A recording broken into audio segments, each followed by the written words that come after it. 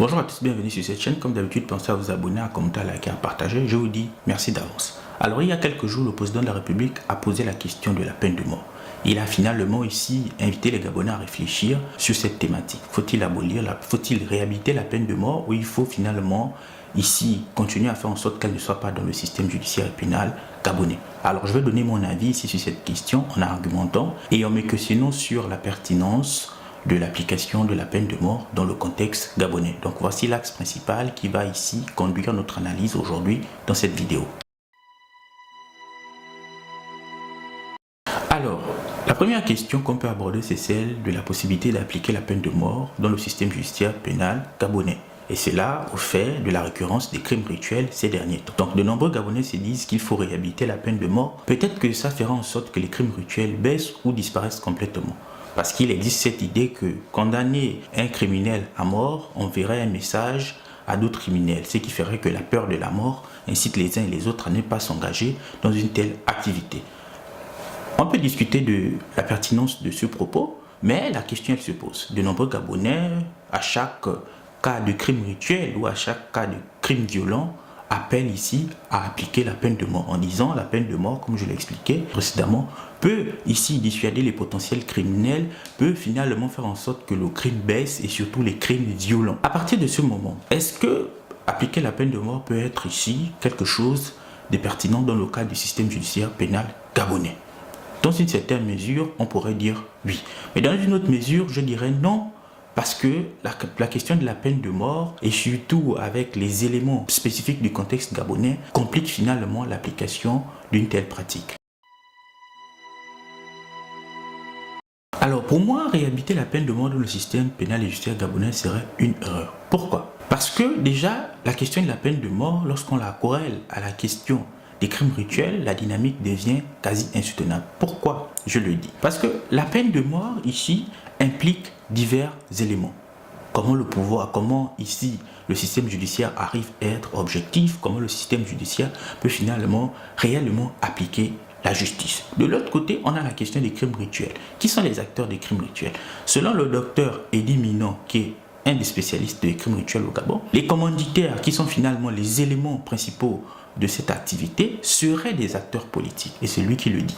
Il a d'ailleurs écrit un livre à ce sujet. Si les commanditaires qui sont des acteurs politiques, quand on connaît ici finalement la place des acteurs politiques dans la société gabonaise, l'influence qu'ils ont, est-ce qu'il serait finalement ici judicieux d'appliquer la peine de mort? À partir de là, la question qu'on se pose, c'est que est-ce que la peine de mort ne va pas seulement cibler les moins forts, les plus faibles de la société gabonaise, qui sont en général des exécutants qui reviennent des quartiers pauvres, ou du moins qui sont des personnes pauvres en quête d'argent. Donc là, toute la problématique, elle est là. Appliquer la peine de mort, oui, mais dans quel contexte, avec quelle justice, et surtout, comment finalement on peut être sûr qu'on va condamner les véritables ici architectes de cette activité macabre qui sont les crimes rituels. Et là, ça amène à une question qui me semble être pertinente.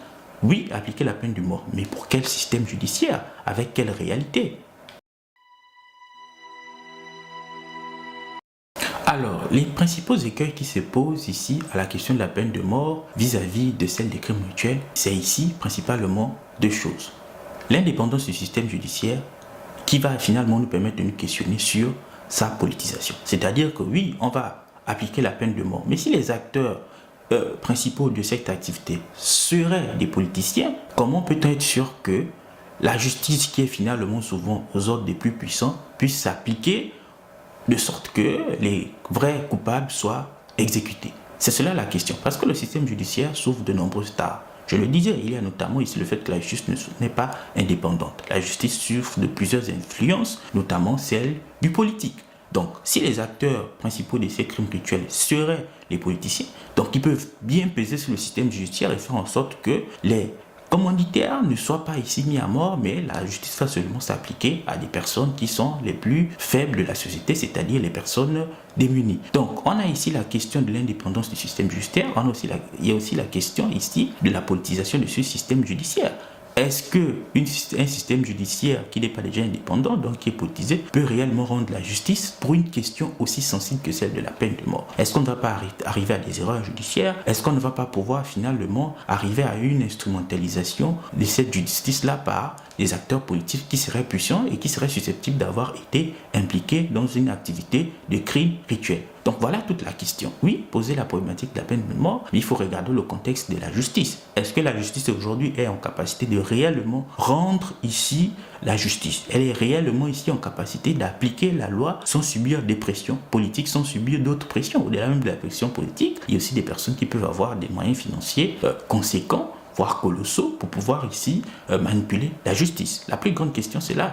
Parce que même dans des sociétés où la peine de mort a cours, notamment comme celle des États-Unis, la plus grande problématique reste ici la capacité de la justice à s'appliquer sans subir ici une quelconque influence. Donc pour moi, appliquer la peine de mort, pourquoi pas? Mais il faut déjà voir le contexte ici social, le contexte ici de la réalité judiciaire du Gabon. Peut-être ici assainir le système judiciaire, être sûr que ce système judiciaire-là ne subit aucune pression, et puis à partir de là, ici, réfléchir à appliquer la peine de mort. Même là encore, un criminel de base, c'est quelqu'un qui est désespéré. Quand on prend un contexte gabonais, une personne qui est extrêmement pauvre, même face à la mort, elle ne peut pas reculer parce qu'il faut qu'elle puisse survivre. Face à une certaine somme d'argent, elle va nécessairement ici céder et s'impliquer dans une activité criminelle du type des crimes rituels. L'autre chose, c'est que si ces crimes rituels-là, ici, servent des acteurs politiques pour une ascension, est-ce que ça pourra s'arrêter quand on sait que la société gabonaise est extrêmement politisée? Donc voilà globalement pour moi le tableau que je voulais peindre pour montrer que la question de la peine de mort, elle est complexe. On va l'appliquer, ça va entraîner d'autres problématiques un peu plus complexes. Donc merci d'avoir regardé cette vidéo. On se donne rendez-vous dans un prochain numéro.